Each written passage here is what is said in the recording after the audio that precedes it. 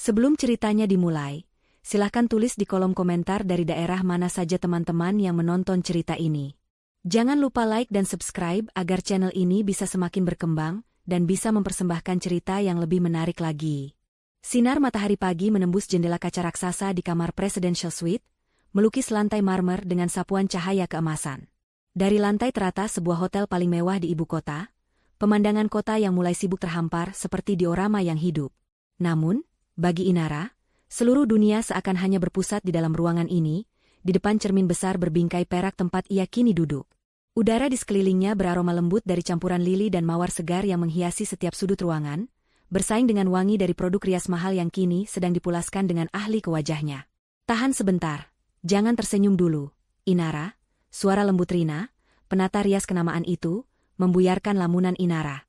Inara menarik napas pelan, mencoba menenangkan debaran jantungnya yang sejak subuh tadi tak mau berhenti berpacu. Ini bukan debaran karena gugup atau takut, melainkan debaran kebahagiaan murni yang meluap-luap hingga ia merasa bisa terbang. Hari ini adalah harinya. Hari yang ia impikan sejak lama. Hari pernikahannya dengan Andika. Ia menatap pantulan dirinya di cermin. Wajahnya terlihat hampir sempurna, dengan riasan natural yang menonjolkan fitur terbaiknya tanpa terlihat berlebihan. Matanya tampak lebih besar dan berbinar, bibirnya diberi sentuhan warna mawar lembut, dan kulitnya bersinar sehat. Di belakangnya, tergantung sebuah mahakarya yang menunggunya. Gaun pengantin impiannya. Gaun itu terbuat dari satin Duchess paling halus, dengan potongan alain klasik yang memancarkan keanggunan. Seluruh bagian atasnya ditaburi ribuan kristal Swarovski kecil yang berkilauan lembut setiap kali cahaya menyentuhnya. Gaun itu adalah simbol dari semua yang ia rasakan, murni, indah, dan penuh harapan. Andika. Mengingat nama itu saja sudah cukup untuk membuat senyum terkembang di bibir Inara. Ia ingat pertama kali mereka bertemu di sebuah pameran seni. Bukan sebuah perjodohan bisnis seperti yang sering terjadi di lingkarannya, melainkan sebuah pertemuan yang terasa begitu alami dan ditakdirkan. Andika mendekatinya bukan dengan basa-basi murahan, melainkan dengan sebuah komentar cerdas tentang lukisan abstrak yang sedang mereka pandangi. Percakapan mereka mengalir begitu saja, dari seni, bisnis, hingga impian masa depan. Andika adalah pria yang berbeda. Ia tampan, itu tidak bisa dipungkiri.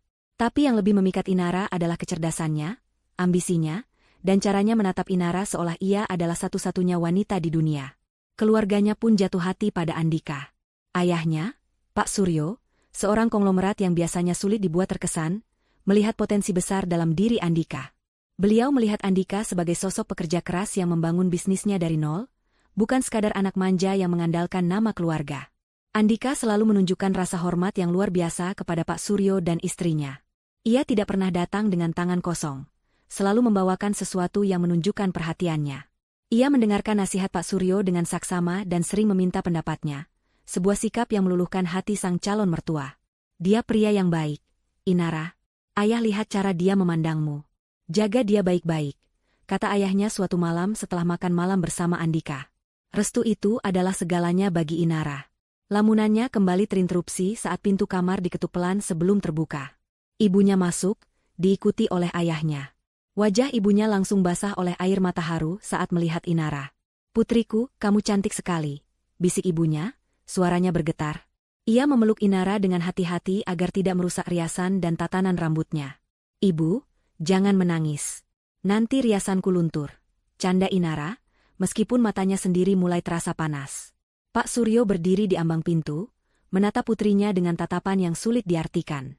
Ada kebanggaan yang meluap, kebahagiaan yang tulus, namun juga sebersit kesedihan seorang ayah yang akan melepaskan putri satu-satunya. Ia mendekat, tangannya yang besar dan hangat menepuk pundak Inara dengan lembut. "Kamu sudah siap?" tanyanya, suaranya serak menahan emosi. Inara mengangguk mantap. "Sangat siap, ayah." Ingat pesan ayah. Pernikahan adalah sebuah kerja sama tim. Saling mendukung, saling menghormati, dan yang terpenting, saling jujur, ujar Pak Suryo. "Ayah percaya Andika bisa menjagamu.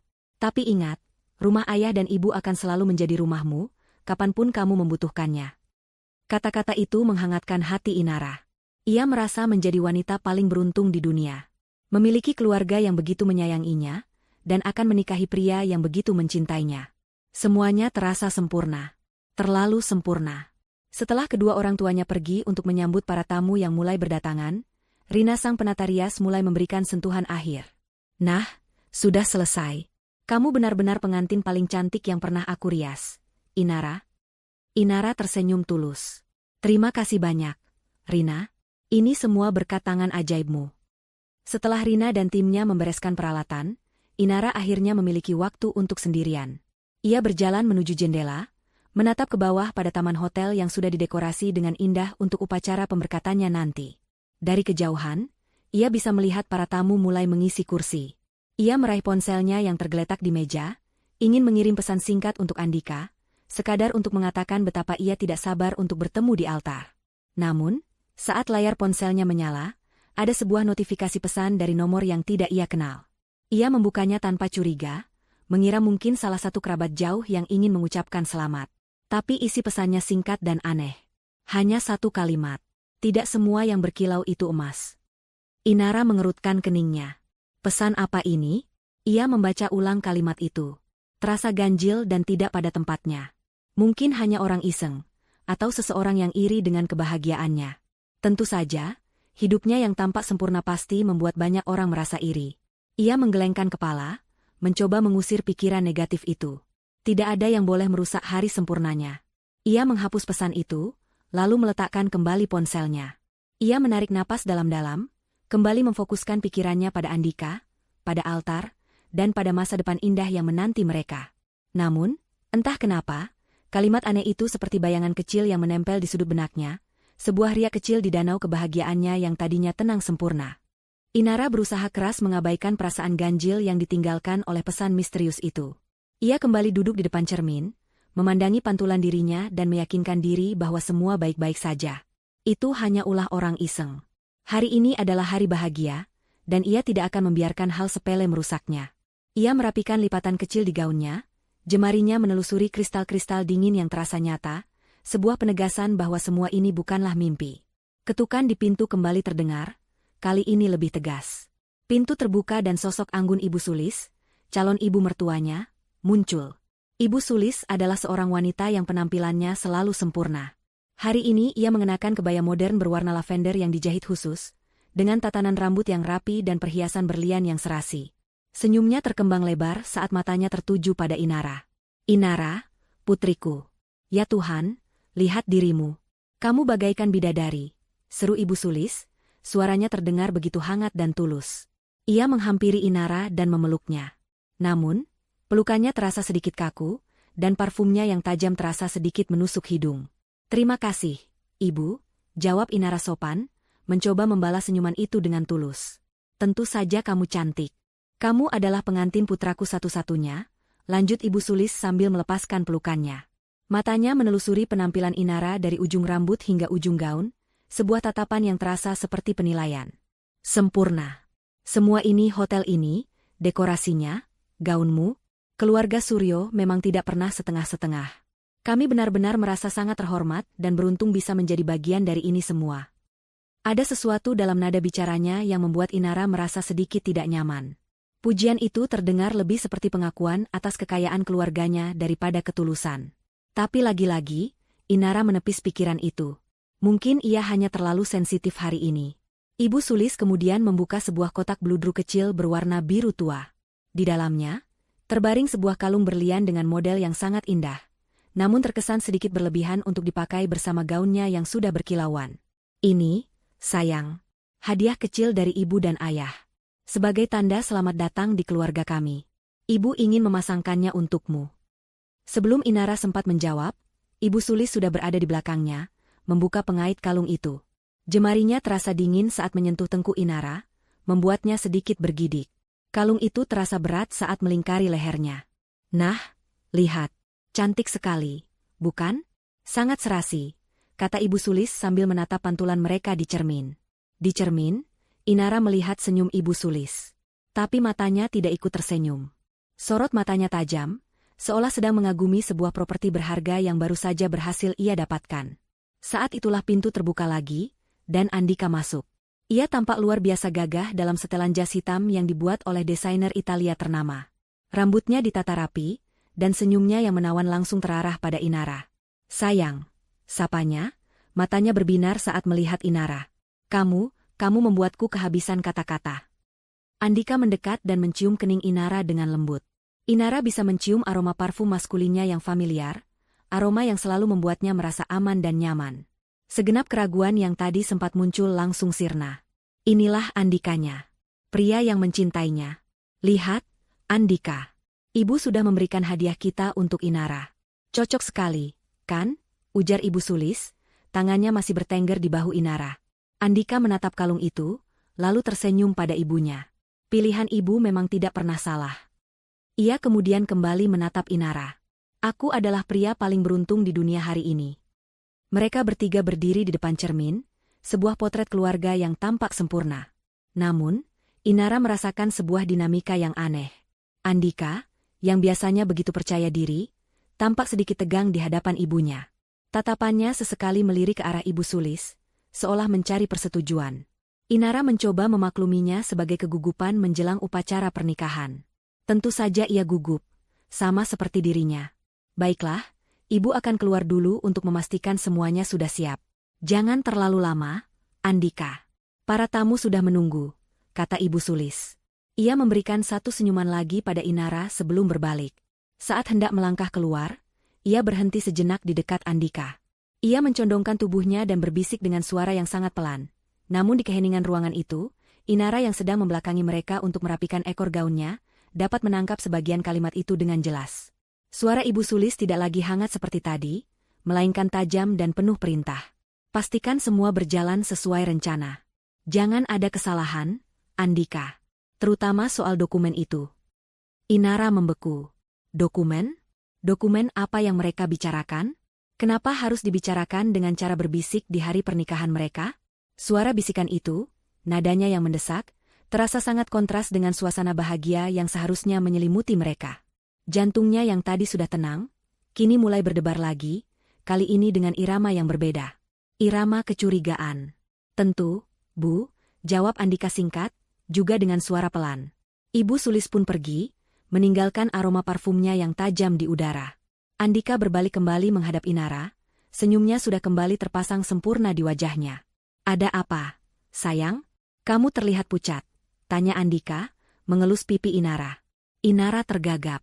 Tidak apa-apa. Aku hanya sedikit gugup. Tadi, aku tidak sengaja dengar, ibu bicara soal dokumen. Dokumen apa, ya? Tanyanya, mencoba terdengar sesantai mungkin. Wajah Andika sempat menegang sepersekian detik, sebuah perubahan ekspresi yang sangat singkat namun tidak luput dari perhatian Inara. Tapi dengan cepat ia kembali tersenyum. Oh, itu. Hanya dokumen kerja sama bisnis yang baru. Ibu hanya mengingatkanku agar tidak lupa mengurusnya setelah kita pulang bulan madu. Biasalah, ibuku. Tidak ada hari tanpa bicara bisnis. Jelasnya lancar. Penjelasan itu terdengar masuk akal. Sangat masuk akal. Keluarga Andika memang terkenal pekerja keras. Namun, intuisi Inara mengatakan ada sesuatu yang salah. Cara Ibu Sulis berbisik, ekspresi sesaat di wajah Andika, semuanya terasa janggal. Seolah ada sebuah dunia lain yang berjalan di balik semua senyuman dan kemewahan ini, sebuah dunia yang tidak ia ketahui. Sebaiknya aku juga bersiap-siap. Sampai bertemu di altar, calon istriku, kata Andika, memberikan satu ciuman cepat di bibir Inara sebelum berbalik dan meninggalkan ruangan. Inara ditinggal sendirian lagi. Kehangatan dari ciuman Andika masih terasa di bibirnya, namun hawa dingin dari kalung berlian pemberian Ibu Sulis terasa lebih nyata di lehernya. Ia menatap pantulan dirinya sekali lagi. Pengantin wanita yang cantik dalam balutan gaun sempurna. Tapi kini, di matanya yang berbinar, mulai ada bayangan keraguan. Senyum di wajahnya terasa seperti sebuah topeng yang mulai retak. Pagi yang tadi terasa begitu sempurna, kini dinodai oleh bisikan dan tatapan penuh rahasia. Ruangan yang tadinya terasa seperti surga pribadi, kini terasa menyesakkan.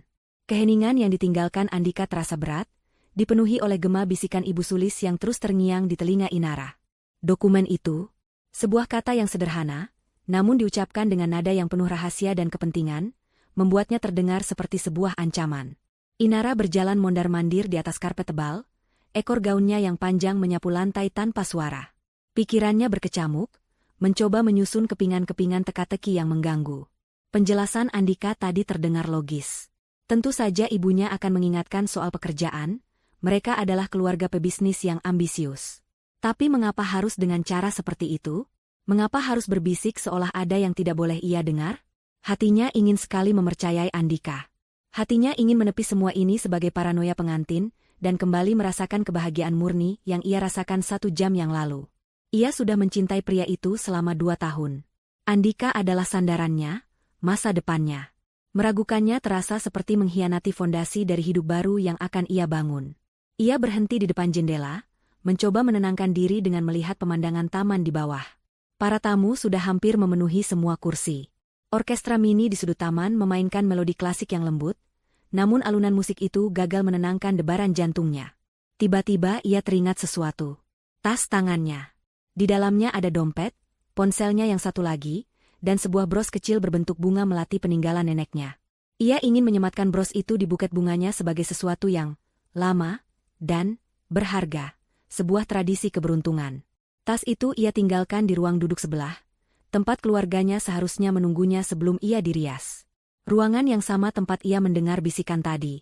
Dengan sebuah tujuan yang jelas, Inara berjalan menuju pintu penghubung antara kamar riasnya dan ruang duduk suite itu.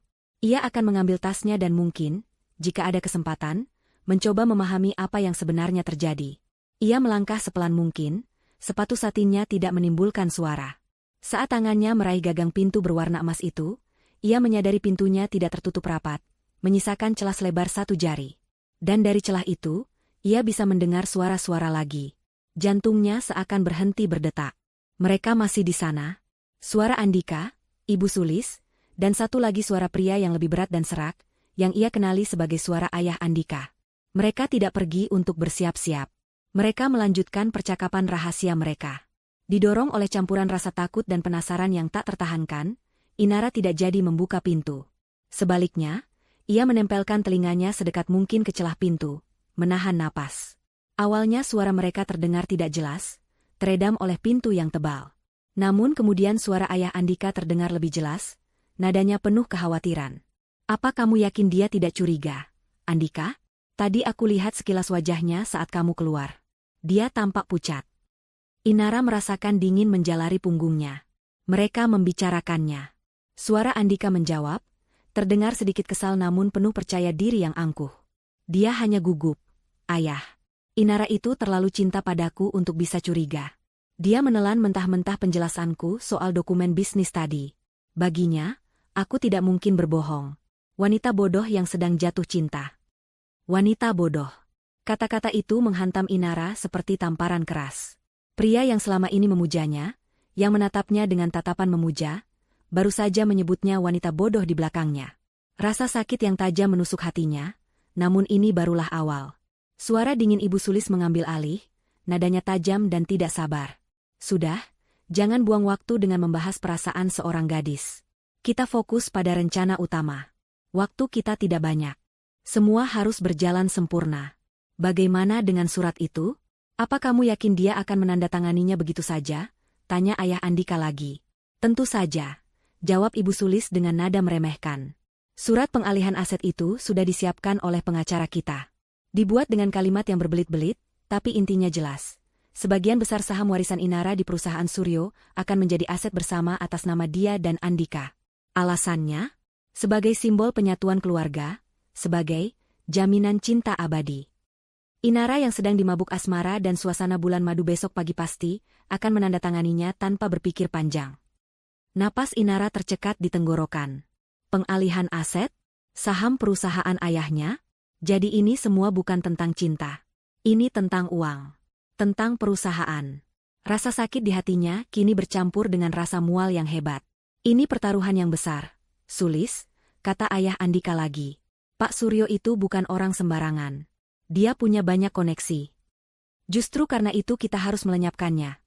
Desis Ibu Sulis, dan nada suaranya yang penuh kebencian membuat darah Inara seakan membeku. Perusahaan Suryo sudah terlalu lama menjadi penghalang bisnis kita. Selalu memenangkan tender, selalu selangkah lebih maju. Dengan asetnya ada di tangan kita melalui pernikahan ini, kita bisa menghancurkannya dari dalam. Tapi itu tidak cukup. Pak Suryo terlalu cerdas. Dia pasti akan menyadari ada yang tidak beres cepat atau lambat. Keheningan sesaat. Inara menekan tangannya ke mulut, berusaha meredam suara isakan yang mendesak keluar. Ia tidak ingin mereka tahu ia ada di sana. Ia harus mendengar semuanya. Kemudian Ibu Sulis melanjutkan, suaranya pelan namun mematikan, setiap katanya seperti tetesan racun. Begitu Inara menandatangani surat pengalihan aset pasca nikah besok pagi, kita bisa mulai proses kecelakaan untuk ayahnya. Remblong saat perjalanan bisnis, perampokan di rumah yang berakhir tragis, banyak caranya yang terlihat alami. Dengan begitu, seluruh kendali perusahaan akan jatuh ke tangan Andika sebagai suami sah dan pewaris utama. Inara yang sedang berduka dan hancur akan terlalu lemah secara emosional untuk melawan atau curiga. Tidak, tidak mungkin. Mereka ingin membunuh ayahnya. Ayahnya yang baik hati, yang mempercayai Andika, yang akan menyerahkan putri kesayangannya pada monster ini. Tubuh Inara gemetar tak terkendali. Ia ingin berteriak, mendobrak pintu dan menyerang mereka. Tapi kakinya seakan terpaku di lantai. Lalu, bagaimana dengan Inara? Suara Andika terdengar, kali ini tanpa keangkuhan. Hanya nada dingin yang mempertanyakan sebuah langkah bisnis. Keheningan kembali menyelimuti ruangan sebelah selama beberapa detik yang terasa seperti selamanya bagi Inara. Lalu, suara Ibu Sulis kembali terdengar, lebih dingin dan lebih kejam dari sebelumnya. Setelah beberapa bulan, saat semua urusan warisan sudah beres dan kendali perusahaan sepenuhnya ada di tanganmu, kita bisa menyingkirkannya juga. Mungkin dia tidak kuat menanggung kesedihan karena kehilangan ayahnya, lalu depresi berat dan memutuskan untuk bunuh diri. Tragis, tentu saja. Tapi sangat bisa dipercaya oleh publik.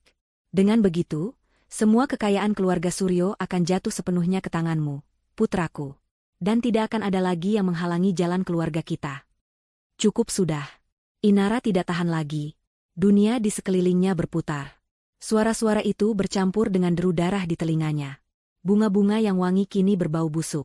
Gaun pengantin yang indah kini terasa seperti kain kafan. Pria yang ia cintai, yang akan ia nikahi, ternyata adalah calon pembunuhnya dan pembunuh keluarganya.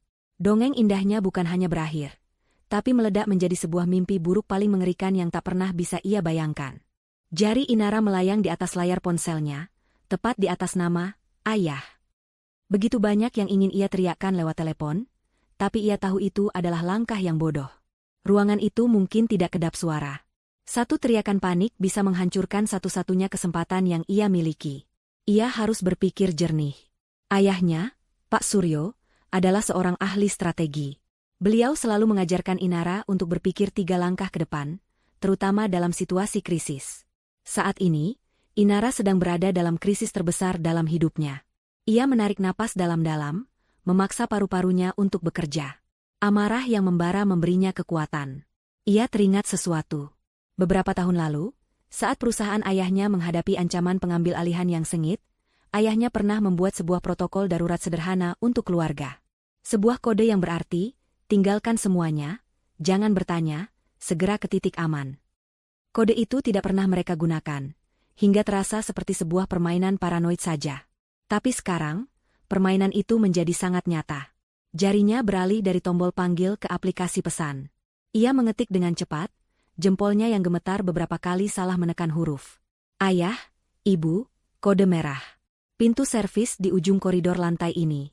Sekarang. Jangan tanya apapun, jangan bicara pada siapapun. Aku menyusul. Percaya padaku.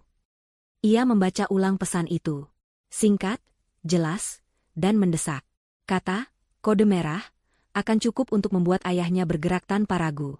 Ia menekan tombol kirim, dan pesan itu langsung terkirim.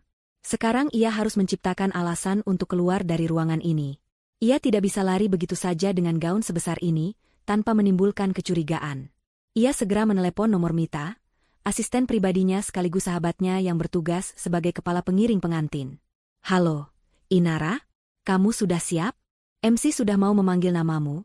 Suara Mita terdengar ceria di seberang sana. Inara mengubah suaranya menjadi lemah dan serak. Mita, tolong aku, bisiknya, menyisipkan sedikit isakan palsu. Kepalaku pusing sekali. Aku mual. Aku rasa aku kena serangan panik. Apa? Ya Tuhan, Inara. Aku kesana sekarang. Apa perlu kupanggilkan tim medis? Kepanikan Mita terdengar tulus. Jangan, potong Inara cepat. Suaranya dibuat lebih tegas. Jangan panggil siapa-siapa, jangan buat keributan. Aku tidak mau semua orang panik. Aku hanya butuh ayah dan ibu. Tolong, Mita, cari mereka. Bilang pada mereka aku butuh mereka di kamarku sekarang juga. Hanya mereka berdua. Aku tidak mau bertemu orang lain. Tapi, Ra, kumohon, Emite. Aku mohon. Hanya ayah dan ibuku. Setelah itu, tolong tahan siapapun yang mau masuk ke kamarku setidaknya selama 10 menit. Bilang aku sedang ditenangkan oleh orang tuaku. Bilang aku butuh privasi. Perintah Inara, nadanya kini tidak memberikan ruang untuk dibantah. Baik-baik, Ra. Aku akan cari mereka sekarang. Jawab Mita, akhirnya mengerti keseriusan permintaan itu. Inara menutup telepon. 1 langkah selesai. Ia tahu Mita bisa diandalkan. Sekarang langkah kedua, bukti. Ia ingat ponselnya yang ia letakkan di dekat pintu untuk merekam. Apakah ia berhasil merekamnya? Dengan jantung berdebar, ia menyelinap kembali ke pintu penghubung. Suara dari dalam sudah tidak terdengar. Mungkin mereka sudah pergi ke ballroom. Ia membuka pintu dengan sangat perlahan, mengintip ke dalam. Ruangan itu kosong. Ponselnya tergeletak di atas meja kecil di dekat pintu, persis di tempat ia meninggalkannya. Ia menyambar ponsel itu dan cepat-cepat kembali ke kamar rias, mengunci pintu di belakangnya. Ia membuka aplikasi perekam suara. Di sana ada sebuah file rekaman berdurasi hampir 7 menit. Ia menekan tombol putar, menempelkan ponsel ke telinganya, dan memutar volume sekecil mungkin. Suara mereka terdengar jelas. Suara Andika yang menyebutnya, wanita bodoh. Suara Ibu Sulis yang merencanakan kecelakaan untuk ayahnya. Rencana untuk membuatnya bunuh diri. Semuanya terekam di sana. Bukti kejahatan mereka ada di tangannya. Rasa lega yang singkat menjalari dirinya, sebelum digantikan kembali oleh desakan waktu. Ia segera mengirim file rekaman itu ke alamat email pribadinya dan ke penyimpanan cloud, lalu menghapusnya dari ponsel tersebut untuk menghilangkan jejak. Tepat saat ia menekan tombol hapus, terdengar ketukan di pintu kamarnya. Bukan ketukan lembut seperti yang dilakukan ibunya, melainkan ketukan yang tegas dan tidak sabar. Inara, ini aku, wedding organizer-nya. Apa semuanya baik-baik saja? Acara harus segera dimulai. Jantung Inara mencelos. Ia menelan ludah, mencoba membuat suaranya terdengar normal. Iya, sebentar lagi. Aku hanya perlu merapikan gaunku. 5 menit lagi aku keluar. Jawabnya, berharap suaranya tidak terdengar gemetar. Baik, kami tunggu di depan, jawab suara itu. Inara bisa mendengar langkah kaki menjauh. Ia baru saja lolos. Ia melirik ke arah pintu utama, lalu ke arah pintu lain yang lebih kecil di sudut ruangan. Itu adalah pintu akses staf, terhubung langsung ke koridor servis. Itu adalah jalan keluarnya. Ponselnya bergetar. Sebuah pesan dari ayahnya. Hanya 2 kata. Kami jalan. Waktunya telah tiba. Inara tidak berpikir 2 kali. Ia tidak peduli lagi pada gaun mewahnya. Ia merobek bagian bawah gaunnya yang menjuntai panjang dengan sekuat tenaga. Kain mahal itu sobek dengan suara yang memilukan. Ia menendang lepas sepatu hak tingginya yang menyiksa.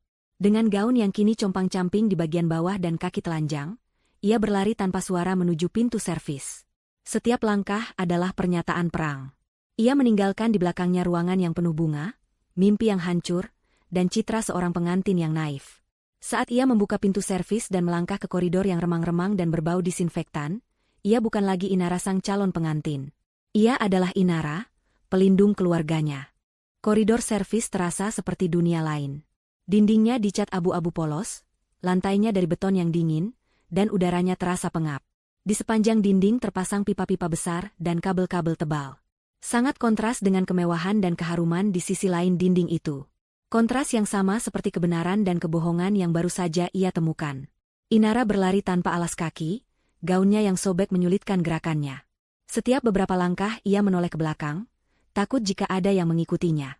Di ujung koridor, ia melihat sebuah pintu keluar darurat yang sedikit terbuka, memancarkan cahaya yang lebih terang.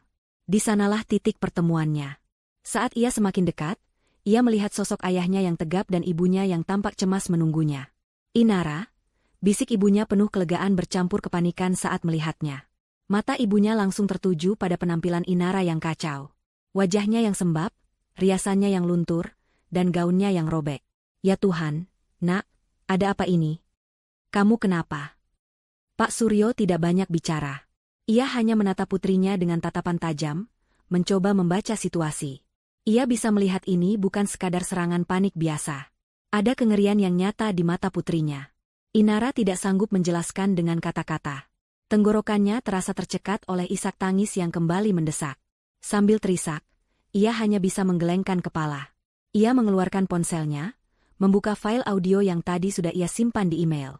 Dengan tangan gemetar, ia menekan tombol putar. "Ayah, Ibu dengarkan ini," pintanya dengan suara parau. Ia menyodorkan ponsel itu ke hadapan orang tuanya. Pak Suryo mengambilnya, sementara ibunya merangkul bahu Inara yang bergetar hebat. Di koridor yang sepi dan remang-remang itu, suara-suara dari keluarga Andika mulai terdengar dari speaker ponsel. Awalnya, kedua orang tua Inara hanya mendengarkan dengan kening berkerut. Lalu, saat suara Andika yang menyebut Inara, wanita bodoh, terdengar, ibunya tersentak kaget. Tangannya mencengkeram lengan Inara lebih erat. Kemarahan mulai terlihat di wajahnya. Namun itu belum seberapa. Saat rekaman suara Ibu Sulis mulai membeberkan rencana pengalihan aset, wajah Pak Suryo yang tadinya khawatir berubah menjadi keras seperti batu pualam. Rahangnya mengatup rapat, dan matanya yang biasanya hangat kini memancarkan kilat yang dingin dan berbahaya. Ia terus mendengarkan dalam diam, seluruh ekspresinya membeku menjadi topeng kemarahan yang terkendali. Lalu tibalah bagian terburuknya. Rencana, kecelakaan, untuk Pak Suryo. Rencana, bunuh diri, untuk Inara. Ibunya terpekik pelan, tangannya terbang menutup mulutnya. Matanya terbelalak ngeri, air mata mulai mengalir di pipinya. Ia memeluk Inara begitu erat, seolah takut putrinya akan direnggut darinya saat itu juga. Ia gemetar sama hebatnya dengan Inara. Rekaman itu berakhir. Keheningan yang tercipta setelahnya terasa lebih berat dan lebih mengerikan daripada suara apapun. Hanya suara isak tangis Inara dan ibunya yang memecah kesunyian koridor. Pak Suryo tidak bergerak selama beberapa saat. Ia hanya berdiri mematung, menatap kosong ke dinding di hadapannya. Ponsel Inara masih ada di genggamannya. Lalu, dengan gerakan yang sangat pelan dan terkendali, ia menghela napas panjang. Itu bukan helaan napas lega atau sedih, melainkan helaan napas seorang predator yang baru saja mengidentifikasi mangsanya. Ia berbalik menatap Inara, tangannya yang bebas menangkup wajah putrinya yang basah oleh air mata. "Mereka tidak akan menyentuhmu. Mereka tidak akan menyentuh keluarga ini. Ayah janji," ucapnya, suaranya pelan namun mengandung kekuatan baja. "Mereka jahat. Ayah, mereka jahat sekali," isak Inara, menumpahkan semua ketakutan dan rasa sakitnya. "Andika, dia semua bohong. SSSST, ayah tahu. Ayah tahu. Kamu sudah melakukan hal yang benar. Kamu sangat berani," bisik Pak Suryo, mencoba menenangkan putrinya. Ia kemudian menatap istrinya yang masih syok. "Tenanglah, Ma. Sekarang bukan waktunya untuk panik. Kita harus pergi dari sini." Ia memimpin mereka menyusuri koridor menuju lift service. Di dalam lift yang sempit dan berbau logam itu, keheningan kembali menyelimuti. Ibunya masih memeluk Inara, sementara Pak Suryo mengeluarkan ponselnya sendiri. Wajahnya tenang, namun matanya berkilat penuh perhitungan. Mereka salah memilih keluarga untuk ditipu. Desisnya pelan, lebih pada dirinya sendiri. Jari-jarinya bergerak cepat di layar ponsel. Ia tidak menelepon polisi. Ia menekan nomor panggilan cepat yang tersimpan dengan nama Binsar Legal. Telepon itu tersambung hanya setelah 1 kali dering. "Halo, Suryo," terdengar suara berat dan tegas dari seberang. "Binsar, aku butuh bantuanmu. Sekarang juga," kata Pak Suryo, nadanya datar dan dingin. "Ada apa? Kamu tidak pernah menelepon dengan nada seperti ini kecuali ada masalah besar." "Ini lebih dari besar," jawab Pak Suryo. "Ini menyangkut penipuan terencana, konspirasi pengambil alihan perusahaan, dan percobaan pembunuhan berencana terhadap saya dan putri saya." Keheningan sesaat di ujung telepon. "Aku berangkat sekarang. Kirimkan lokasimu dan semua bukti awal yang kamu punya. Timku akan mengurus sisanya." "Bagus. Lokasinya di Hotel Grand Majestic. Buktinya ada di tangan putriku." Sebuah rekaman suara yang sangat jelas. "Jelas Pak Suryo. Aku mau kau kerahkan semua sumber dayamu. Aku mau mereka ditangkap hari ini juga, di depan semua orang. Aku mau mereka hancur." "Anggap saja sudah beres," jawab Pak Binsar tanpa ragu. Pak Suryo menutup telepon. Lift berdenting, menandakan mereka sudah sampai di lantai dasar. Pintu terbuka ke area parkir basement yang sepi. Saat itu juga, Pak Suryo melakukan satu panggilan lagi. "Amankan semua rekaman CCTV di sekitar Presidential Suite dan Ballroom dari 2 jam yang lalu sampai sekarang." Perintahnya pada orang di seberang telepon, yang ia panggil sebagai kepala keamanannya. "Jangan biarkan satu orang pun menyentuh atau menghapusnya sampai tim dari pengacaraku tiba." "Mengerti?" Setelah mendapat jawaban tegas, ia memasukkan ponselnya ke saku. Misi penyelamatan telah selesai. Kini, misi pembalasan dendam baru saja dimulai. Ia merangkul istri dan putrinya, menuntun mereka ke mobil hitam yang sudah menunggu. Di dalam mobil, Inara akhirnya bisa bernapas sedikit lebih lega, merasakan keamanan dari kehadiran ayahnya yang kini telah mengambil alih komando. Ia tahu, keluarga Andika telah membangunkan seekor singa yang sedang tertidur. Mobil hitam itu melaju dengan cepat namun tenang, membelah lalu lintas kota yang padat. Tidak ada yang berbicara. Di dalam keheningan kabin yang mewah, hanya terdengar isak tangis ibu yang perlahan mereda dan napas Inara yang masih sedikit tersengal. Inara bersandar di bahu ibunya, matanya menatap kosong keluar jendela. Gedung-gedung pencakar langit yang megah, yang biasanya membuatnya takjub, kini terlihat seperti monster-monster beton yang dingin dan tanpa perasaan. Dunianya yang penuh warna kini telah berubah menjadi abu-abu. Mereka tidak pulang ke rumah. Supir membawa mereka ke sebuah gedung perkantoran milik Pak Suryo, yang letaknya strategis di pusat distrik bisnis. Gedung ini adalah pusat komando utama dari seluruh kerajaan bisnisnya. Mereka masuk melalui akses pribadi di basement dan naik menggunakan lift pribadi yang langsung menuju lantai teratas, ke ruang kerja Pak Suryo. Ruangan itu sangat berbeda dari kamar hotel yang ditinggalkan Inara. Tidak ada bunga atau dekorasi mewah. Ruangan itu didominasi oleh kayu gelap, kulit, dan kaca. Sebuah meja kerja besar dari kayu mahoni berdiri kokoh di tengah ruangan. Di belakangnya terdapat jendela setinggi dinding yang menyuguhkan pemandangan kota dari sudut yang paling menakjubkan. Ruangan itu memancarkan aura kekuasaan, ketenangan, dan kontrol. Disinilah keputusan-keputusan bernilai triliunan rupiah dibuat. Hari ini, ruangan itu akan menjadi saksi sebuah keputusan yang nilainya jauh melampaui uang, keadilan. Pak Suryo mendudukkan Inara dan istrinya di sofa kulit yang nyaman. Tunggu di sini. Minumlah sesuatu. Aku perlu membereskan ini, ucapnya dengan nada tenang yang mutlak. Tak lama kemudian, pintu lift pribadi terbuka. Seorang pria berusia sekitar 50-an, berperawakan tegap dengan rambut perak yang disisir rapi, melangkah masuk. Ia mengenakan setelan jas paling mahal, namun tidak terlihat mencolok. Matanya tajam dan penuh perhitungan. Dialah Binsar, pengacara yang namanya menjadi legenda di kalangan elit bisnis dan politik. Ia bukan sekadar pengacara, ia adalah seorang penyelesai masalah. Suryo, sapanya singkat, tatapannya langsung tertuju pada Inara dan istrinya, menilai situasi dalam sekejap. Ini lebih buruk dari yang kuduga. Kau belum tahu separuhnya, jawab Pak Suryo. Ia mengambil ponsel Inara. Dengarkan ini. Pak Suryo memutar rekaman itu sekali lagi. Binsar mendengarkan dengan saksama, wajahnya tidak menunjukkan emosi apapun. Ia seperti seorang ahli bedah yang sedang menganalisis penyakit, dingin dan objektif. Saat rekaman selesai, ia mengangguk pelan. Ini lebih dari cukup, katanya. Rekaman ini, jika didukung oleh bukti lain, bisa menjerat mereka dengan pasal berlapis. Konspirasi untuk melakukan penipuan, pemerasan, hingga perencanaan pembunuhan. Hukumannya bisa seumur hidup. Ia kemudian menoleh pada Inara, tatapannya melembut, namun tetap profesional. Inara, kamu sangat berani. Apa yang kamu lakukan hari ini telah menyelamatkan nyawa ayahmu dan dirimu sendiri. Sekarang, aku perlu kamu untuk tetap kuat. Aku akan menangani semuanya dari sini, tapi aku mungkin akan membutuhkan kesaksianmu nanti. Inara, yang sejak tadi hanya diam, mengangguk pelan. Mendengar penegasan dari seorang profesional seperti Binsar membuatnya merasa tindakannya benar dan divalidasi. Ia bukan lagi korban yang lari ketakutan, ia adalah saksi kunci. Apa rencanamu, Binsar?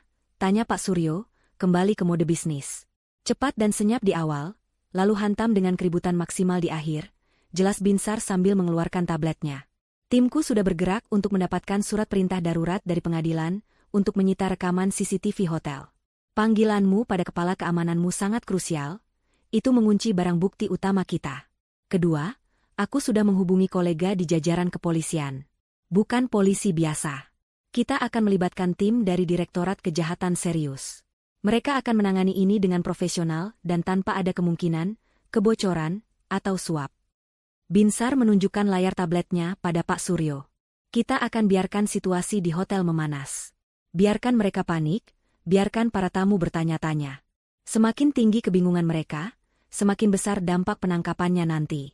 Polisi akan masuk tepat saat mereka berada di puncak kepanikan dan rasa malu. Bagus, geram Pak Suryo.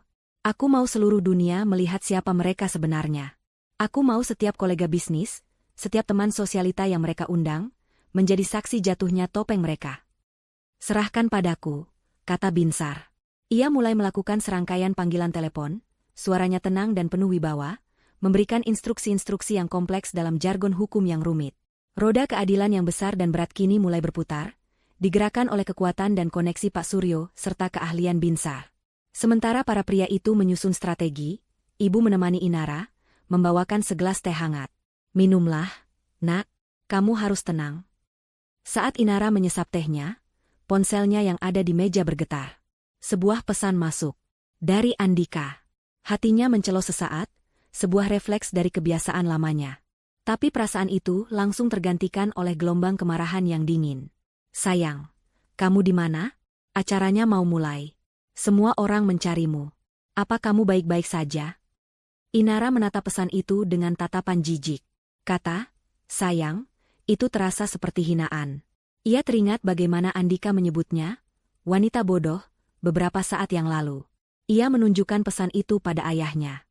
Pak Suryo membacanya, dan secercah senyum tipis yang mengerikan tersungging di bibirnya. Biarkan dia menunggu dalam kebingungannya. Itu adalah awal dari hukumannya. Inara setuju. Ia tidak akan membalasnya. Keheningannya adalah jawabannya. Keheningannya adalah awal dari badai yang akan segera menerjang pria itu dan keluarganya. Ia meletakkan ponsel itu dengan layar menghadap ke bawah, memutuskan kontak terakhirnya dengan masa lalu yang penuh dusta. Di dalam pusat komando ayahnya, dikelilingi oleh orang-orang yang bergerak untuk melindunginya, Inara merasakan kekuatan baru tumbuh di dalam dirinya. Ia bukan lagi putri dalam dongeng yang menunggu diselamatkan. Ia adalah orang yang berhasil lolos dari naga, dan kini akan kembali untuk membakar habis sarangnya. Kembali di Grand Majestic Hotel, suasana di dalam ballroom yang tadinya penuh dengan antisipasi dan kegembiraan, kini mulai berubah. Orkestra telah berhenti bermain untuk ketiga kalinya. Para tamu yang duduk di meja-meja bundar yang didekorasi dengan mewah mulai saling berbisik. Senyum di wajah mereka telah memudar, digantikan oleh ekspresi bingung dan rasa ingin tahu. Waktu prosesi pernikahan sudah terlewat 15 menit, dan belum ada tanda-tanda pengantin wanita akan muncul. Di atas pelaminan yang megah, Andika berdiri dengan senyum yang mulai terasa kaku. Keringat dingin mulai membasahi pelipisnya. Di sampingnya, Ibu Sulis dan suaminya juga menunjukkan tanda-tanda kegelisahan. Awalnya, mereka hanya menganggap ini sebagai keterlambatan biasa. Mungkin Inara kesulitan dengan gaunnya, atau penata riasnya butuh waktu ekstra. Sebuah gangguan kecil yang menyebalkan, tapi tidak berbahaya. Di mana pengantinmu, Andika? Para tamu sudah mulai tidak sabar. Desis Ibu Sulis, senyum keibuannya yang palsu kini sedikit bergetar karena jengkel. Aku tidak tahu, Bu. Tadi katanya 5 menit lagi, jawab Andika, mencoba menelepon Inara untuk yang kesekian kalinya. Tapi hasilnya tetap sama.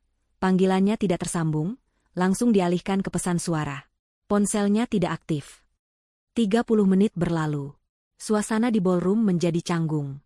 Bisik-bisik para tamu kini semakin keras, berubah menjadi spekulasi. MC acara, seorang profesional yang berpengalaman, tampak kebingungan harus berbuat apa. Ia mencoba mengisi waktu dengan lelucon dan memutar musik, tapi semua itu hanya menambah rasa aneh di udara. Kepanikan mulai merayap masuk ke dalam hati keluarga Andika. Ini bukan lagi sekadar keterlambatan. Ini adalah sesuatu yang salah. Sangat salah. Coba telepon orang tuanya, perintah Ibu Sulis dengan nada tajam. Andika segera menelepon nomor Pak Suryo, lalu nomor Ibu Inara. Keduanya tidak aktif. Jantung Andika mulai berdebar kencang. Ia mengirimkan pesan yang ia harap terdengar penuh perhatian. Sayang, kamu di mana? Acaranya mau mulai. Semua orang mencarimu. Apa kamu baik-baik saja? Tapi tidak ada balasan. Centang di aplikasi pesannya hanya menunjukkan pesan itu terkirim, tidak dibaca. Tidak ada yang bisa dihubungi. Lapor Andika pada ibunya, suaranya kini terdengar tegang. Mita, pengiring pengantinnya, juga tidak tahu apa-apa. Katanya terakhir kali Inara minta ditemani orang tuanya karena merasa panik. Wajah Ibu Sulis memucat. Panik? Atau dia tahu sesuatu? Tanyanya, lebih pada dirinya sendiri. Ia teringat percakapan mereka di ruang sebelah. Apakah dinding hotel ini tidak cukup tebal? Apakah ada yang mendengar? Pikiran itu membuatnya merasa mual. Ayah Andika, yang sejak tadi hanya diam sambil mengelap keringat di dahinya, akhirnya angkat bicara. Sudah kubilang ini terlalu berisiko. Sulis, Menargetkan keluarga Suryo secara langsung itu ide gila. Diam kau, bentak Ibu Sulis, sejenak lupa menjaga citranya. Beberapa tamu di barisan depan menoleh karena kaget mendengar nada suaranya. Ibu Sulis segera memaksakan seulas senyum. Rencanaku sempurna. Mungkin hanya ada keadaan darurat keluarga yang tidak ada hubungannya dengan kita. Tapi ia sendiri tidak percaya dengan kata-katanya. Kepanikan mereka mencapai puncaknya saat Mita, sang kepala pengiring pengantin, menghampiri mereka di pelaminan dengan wajah panik. Tante, Om, Andika, aku sudah memeriksa kamar Inara. Kamarnya kosong. Dan gaunnya sobek di bagian bawah, sepatunya tergeletak di lantai. Berita itu seperti sambaran petir. Kosong. Gaunnya sobek. Skenario terburuk melintas di benak mereka. Apakah Inara diculik?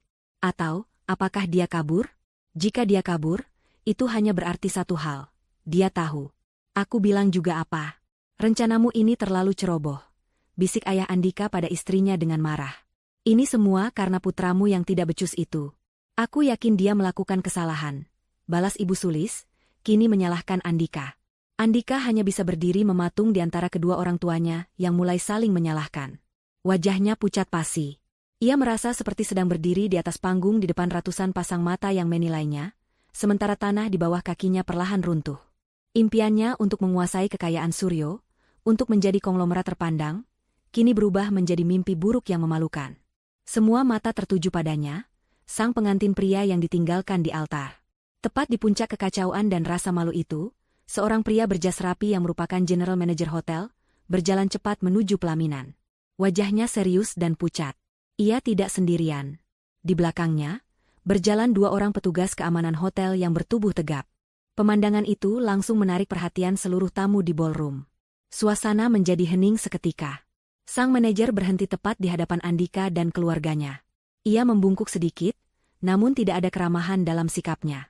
Bapak Andika, Ibu Sulis, katanya dengan suara yang jelas dan formal, cukup keras untuk didengar oleh meja-meja terdekat.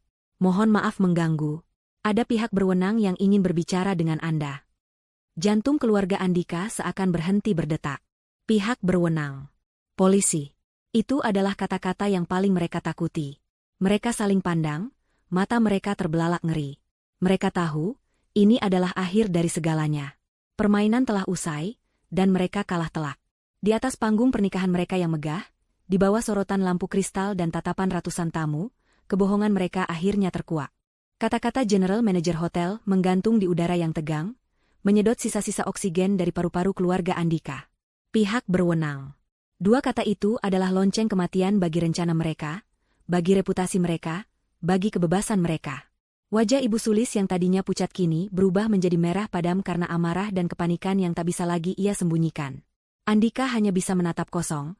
Pikirannya tidak mampu lagi memproses apa yang sedang terjadi. Seperti sebuah adegan dalam film laga yang bergerak lambat, pintu utama ballroom yang megah itu terbuka lebar. Seluruh tamu serentak menoleh. Bukan Inara dalam gaun pengantinnya yang muncul. Yang masuk adalah sekelompok pria berpenampilan serius. 4 orang mengenakan setelan jas gelap yang rapi, berjalan dengan langkah tegap dan penuh keyakinan. Mereka dipimpin oleh seorang pria parubaya dengan wajah tegas dan tatapan mata setajam elang. Di belakang mereka, menyusul beberapa petugas polisi berseragam, menciptakan kontras yang mencolok dengan suasana pesta yang mewah. Keheningan total menyelimuti ballroom. Suara denting gelas atau batu kecil pun tidak terdengar. Ratusan pasang mata kini terpaku pada rombongan yang berjalan lurus membelah kerumunan, tidak menoleh ke kanan atau kiri, dengan tujuan yang sangat jelas, panggung pelaminan. Mereka berhenti tepat di depan panggung, di bawah undakan tempat keluarga Andika berdiri, seperti patung lilin yang mulai meleleh.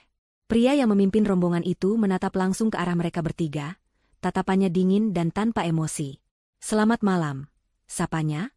Suaranya tenang namun bergema di keheningan ruangan. "Saya Detektif Utama Rahman dari Direktorat Kriminal Khusus. Saya di sini untuk berbicara dengan Bapak Andika Pratama, Ibu Sulis Widjojo, dan Bapak Hartono Widjojo." Ibu Sulis, didorong oleh sisa-sisa arogansinya, mencoba mengambil kendali. "Ada apa ini? Anda tidak bisa seenaknya masuk dan mengacaukan acara keluarga kami. Anda tahu siapa kami?" Detektif Rahman tidak terintimidasi. Ia bahkan tidak berkedip. "Saya tahu persis siapa Anda, Bu Sulis," jawabnya dengan nada datar. "Dan karena itulah kami di sini. Anda bertiga kami amankan malam ini untuk dimintai keterangan lebih lanjut. Atas dasar apa? Tanya ayah Andika, suaranya bergetar. Detektif Rahman mengeluarkan sebuah surat dari saku jasnya. Atas dasar laporan dan bukti awal yang sangat kuat. Anda bertiga diduga telah melakukan tindak pidana konspirasi untuk melakukan penipuan, percobaan pemerasan, dan yang paling serius, keterlibatan dalam perencanaan tindak kejahatan yang dapat membahayakan nyawa Tuan Suryo Adiwijaya dan putrinya, Inara Suryo Adiwijaya. Nama Inara dan ayahnya yang disebut dengan lantang membuat seluruh tamu tersentak. Bisik-bisik ngeri mulai terdengar. Jadi ini bukan pengantin yang kabur. Ini adalah sesuatu yang jauh lebih gelap. Ini konyol. Ini pasti salah paham. Mana buktinya? Pekik Ibu Sulis, suaranya kini terdengar melengking. Buktinya? Detektif Rahman tersenyum tipis tanpa humor. Kami memiliki rekaman suara yang sangat eksplisit, di mana Anda bertiga dengan detail merencanakan kejahatan tersebut. Bukti itu juga telah dikuatkan oleh rekaman CCTV dari hotel ini, yang sudah kami amankan beberapa saat yang lalu. Saya rasa itu lebih dari cukup untuk memulai. Rekaman suara. Rekaman CCTV. Andika langsung teringat pada kecurigaan Inara soal dokumen itu. Ia teringat wajah pucat Inara. Saat itu juga, ia sadar. Ia telah diremehkan. Mereka semua telah diremehkan oleh gadis yang mereka anggap bodoh dan naif. Inara tidak kabur karena takut. Ia pergi untuk melawan. 2 orang petugas berseragam naik ke atas panggung. Mereka mendekati ayah Andika terlebih dahulu. Maaf, Pak. Mohon ulurkan tangan Anda. Ayah Andika tampak seperti akan pingsan. Ia tidak melawan saat pergelangan tangannya ditarik dan sebuah borgol logam yang dingin dipasangkan.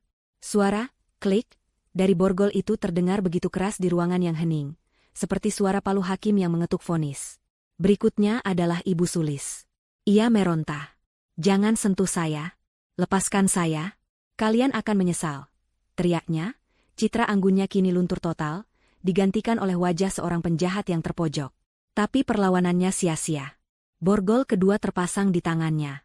Terakhir, petugas mendekati Andika. Sang pengantin pria. Ia berdiri lunglai dengan setelan jasnya yang mahal, bunga mawar putih di kerahnya kini tampak layu. Ia tidak melawan sama sekali.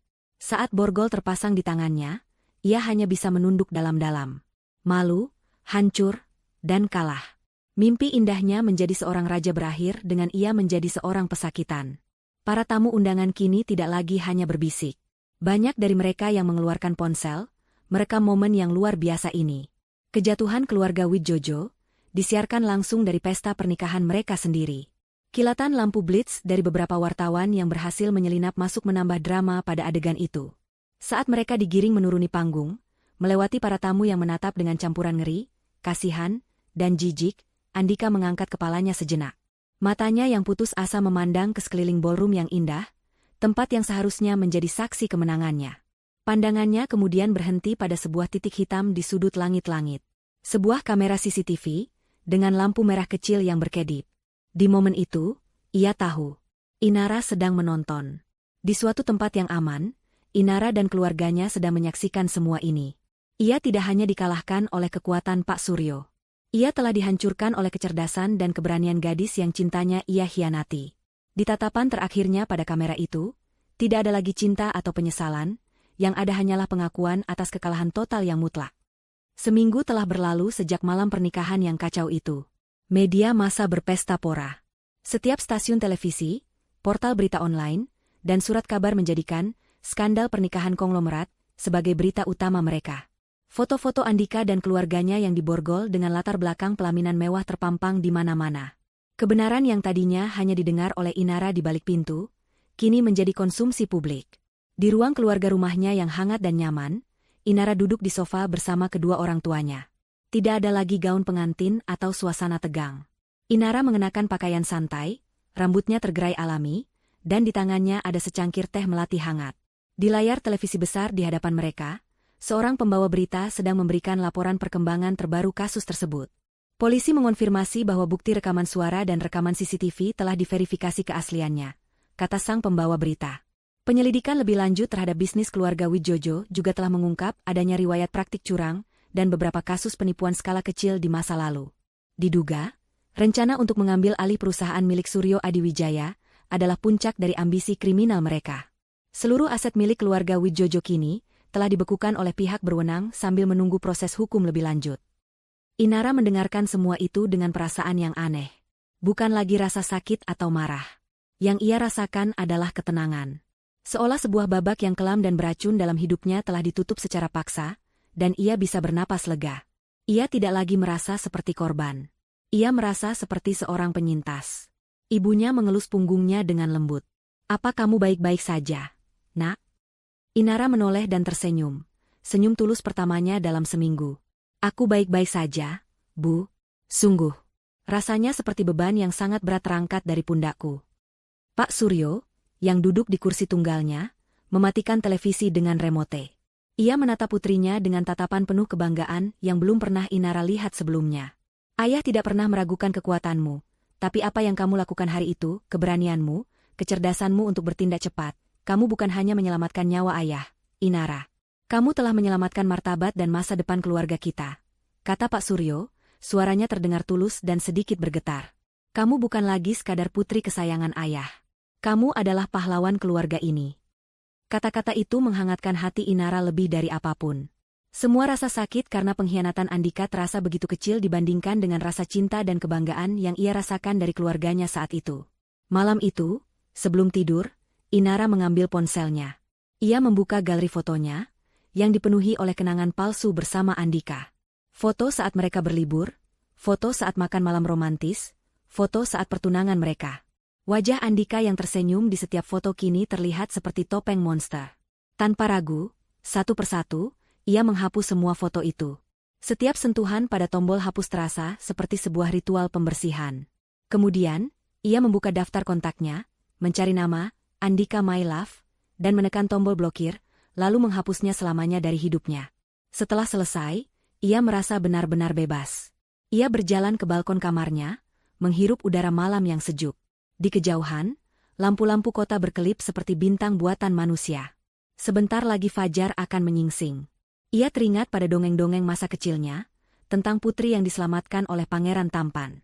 Dongengnya ternyata berbeda. Pangerannya ternyata adalah penjahatnya. Dan pada akhirnya, ia tidak perlu diselamatkan oleh siapapun. Ia telah menyelamatkan dirinya sendiri. Saat garis jingga pertama mulai mewarnai langit timur, Inara tersenyum. Itu bukan senyum seorang gadis yang patah hati, melainkan senyum seorang wanita yang telah menemukan kekuatannya di tengah runtuhan mimpi. Gaun pengantinnya mungkin telah robek dan ternoda, tetapi dirinya kini jauh lebih utuh dan lebih kuat dari sebelumnya. Ini bukanlah akhir dari dongengnya. Ini adalah awal dari kisahnya yang sesungguhnya. Kisah, Altar Penuh Dusta, lebih dari sekadar rangkaian peristiwa dramatis tentang cinta dan pengkhianatan. Ia adalah sebuah perenungan mendalam tentang esensi kemanusiaan, di mana topeng dan wajah asli saling berhadapan dalam panggung kehidupan yang megah namun penuh tipu daya. Di balik kemewahan gaun pengantin, kemegahan hotel bintang 5, dan janji-janji manis yang terucap, tersembunyi berbagai lapisan hikmah yang fundamental tentang intuisi, ilusi penampilan, kekuatan keberanian, serta fondasi tak tergoyahkan dari sebuah keluarga. Cerita ini membedah bagaimana ketamakan dapat menjadi arsitek bagi kehancurannya sendiri, dan bagaimana trauma yang paling menyakitkan sekalipun dapat diubah menjadi sumber kekuatan yang paling agung. Salah satu pelajaran paling subtil namun paling kuat yang diajarkan oleh kisah Inara, adalah pentingnya mendengarkan bisikan intuisi. Jauh sebelum kebenaran yang mengerikan terungkap secara gamblang, benih-benih keraguan sebenarnya telah ditanam. Sebuah pesan singkat dari nomor tak dikenal, sebuah tatapan dingin dari calon ibu mertua yang tersembunyi di balik senyum hangat, atau getaran kegugupan yang tak wajar dari genggaman tangan sang kekasih. Semua ini adalah sinyal-sinyal kecil, riak-riak di permukaan danau yang tenang. Dalam kebahagiaan yang meluap-luap, adalah sifat manusiawi untuk mengabaikan tanda-tanda semacam itu. Kita cenderung menepisnya sebagai paranoia, kecemburuan orang lain, atau sekadar kegugupan sesaat. Inara pun melakukannya. Ia ingin sekali mempertahankan kesempurnaan harinya, sehingga ia secara sadar memilih untuk tidak mempercayai firasatnya. Namun, cerita ini menunjukkan bahwa intuisi adalah sistem pertahanan paling purba dan paling jujur yang kita miliki. Ia adalah akumulasi dari pengalaman bawah sadar yang mampu mengenali pola-pola ketidaksesuaian yang seringkali luput dari analisis logika. Mengabaikan intuisi demi menjaga sebuah ilusi kebahagiaan pada akhirnya hanya menunda datangnya kebenaran yang menyakitkan, dan seringkali, memperbesar dampak kehancurannya. Beranjak dari dunia internal intuisi, cerita ini dengan gamblang membentangkan pelajaran tentang betapa menipunya penampilan luar. Keluarga Widjojo adalah perwujudan sempurna dari fasad yang berkilauan. Andika adalah pangeran tampan yang karismatik dan penuh perhatian. Ibu Sulis adalah matriark yang anggun, keibuan, dan bijaksana. Mereka memproyeksikan citra kesuksesan, kehormatan, dan kehangatan keluarga yang membuat semua orang, termasuk keluarga Suryo yang cerdas, terpesona. Namun, di balik polesan mahal dan tutur kata yang santun itu, bersemayam sebuah kekosongan moral yang diisi oleh ketamakan yang tak terbatas. Mereka bukanlah keluarga, melainkan sebuah sindikat kejahatan yang terikat oleh ambisi bersama untuk meraih kekuasaan dan kekayaan dengan cara menghancurkan orang lain. Kisah ini menjadi pengingat yang keras bahwa status sosial, kekayaan materi, dan pesona pribadi bukanlah tolok ukur karakter. Seseorang bisa memiliki segalanya di mata dunia, namun tidak memiliki apa-apa di dalam jiwanya. Sebaliknya, kekuatan sejati seringkali tidak bersuara keras. Ia hadir dalam ketenangan dan kebijaksanaan Pak Suryo, atau dalam kelembutan tulus Ibu Inara, yang mungkin tidak semenonjol pesona keluarga Widjojo, tetapi memiliki kedalaman dan ketulusan yang asli. Namun, pemahaman akan kebusukan di balik topeng yang indah tidak akan berarti apa-apa tanpa adanya keberanian untuk bertindak. Disinilah karakter Inara mengalami transformasi yang paling fundamental. Saat mendengar kebenaran di balik pintu, dunianya hancur. Reaksi pertamanya adalah syok, sakit hati, dan ketakutan, reaksi yang sangat manusiawi. Ia bisa saja tetap menjadi korban, menangis dalam kepasrahan, atau secara gegabah mengkonfrontasi mereka dan mungkin berakhir menjadi korban dari rencana mereka. Tapi ia memilih jalan yang berbeda. Keberanian sejati bukanlah ketiadaan rasa takut, melainkan kemampuan untuk berpikir dan bertindak di tengah rasa takut yang melumpuhkan. Di tengah hatinya yang hancur berkeping-keping, Inara menemukan kekuatan untuk mengubah rasa takutnya menjadi bahan bakar. Ia secara strategis merekam percakapan mereka, sebuah tindakan cerdas yang mengubah gosip menjadi bukti hukum. Ia menyusun rencana pelarian yang terkalkulasi, menggunakan orang kepercayaannya untuk menciptakan pengalih perhatian. Keberanian Inara bukanlah keberanian fisik seorang prajurit, melainkan keberanian intelektual dan moral. Ia berani menghadapi kenyataan terpahit, dan ia berani melawan, bukan dengan otot, tetapi dengan otak. Tindakannya membuktikan bahwa satu orang yang berani, bahkan dalam kondisi paling rentan sekalipun, dapat menjadi katalisator yang meruntuhkan sebuah kerajaan kebohongan. Kekuatan untuk berani ini tidak muncul dari ruang hampa. Ia diperkuat dan divalidasi oleh fondasi yang paling penting dalam hidup Inara, keluarganya. Kisah ini menyajikan kontras yang tajam antara dua definisi, keluarga. Bagi keluarga Widjojo, ikatan mereka adalah transaksional, diikat oleh keserakahan. Ketika rencana mereka mulai goyah, ikatan itu langsung retak. Mereka mulai saling menyalahkan, menunjukkan betapa rapuhnya aliansi yang dibangun di atas niat jahat. Sebaliknya, keluarga Suryo menunjukkan arti sejati dari sebuah ikatan. Saat Inara datang membawa berita buruk dalam keadaan hancur, reaksi pertama mereka adalah perlindungan dan dukungan tanpa syarat. Pak Suryo tidak membuang waktu untuk meratapi nasib atau menyalahkan putrinya karena terlalu percaya. Ia langsung beralih ke mode pelindung, mengaktifkan seluruh sumber dayanya untuk memastikan keamanan keluarganya dan merancang serangan balasan. Ia adalah personifikasi dari kekuatan yang tenang. Di saat paling genting, ia tidak panik, melainkan menjadi lebih fokus dan lebih berbahaya bagi musuh-musuhnya. Ini adalah pelajaran yang sangat mendalam. Di saat krisis, saat semua teman dan kemewahan duniawi mungkin meninggalkan kita, keluarga sejati adalah pelabuhan terakhir yang akan selalu ada, memberikan kekuatan saat kita lemah dan menjadi kompas saat kita kehilangan arah. Pada akhirnya, cerita ini adalah sebuah alegori tentang karma, sebuah penegasan bahwa ketamakan adalah arsitek bagi kehancurannya sendiri. Keluarga Widjojo tidak kekurangan apapun. Mereka sudah kaya dan terpandang. Namun, keserakahan adalah penyakit jiwa yang tidak pernah merasa cukup. Keinginan mereka untuk memiliki apa yang menjadi milik keluarga Suryo, hasrat patologis untuk mendominasi dan menghancurkan saingan, menjadi awal dari akhir mereka. Keadilan yang mereka terima pun bersifat puitis. Panggung pernikahan, yang mereka rancang sebagai panggung penipuan termegah dan gerbang menuju kekuasaan absolut, justru menjadi panggung di mana topeng mereka dilucuti di depan seluruh dunia. Mereka tidak hanya ditangkap, mereka dipermalukan secara publik di hadapan kolega dan teman-teman yang ingin mereka buat terkesan. Kehancuran reputasi ini, bagi orang-orang seperti mereka, seringkali lebih menyakitkan daripada hukuman penjara itu sendiri. Ini adalah pengingat abadi bahwa setiap tindakan memiliki konsekuensi. Jalan yang dibangun di atas penderitaan orang lain mungkin terlihat mulus di awal, tetapi ujungnya selalu berupa jurang kehancuran.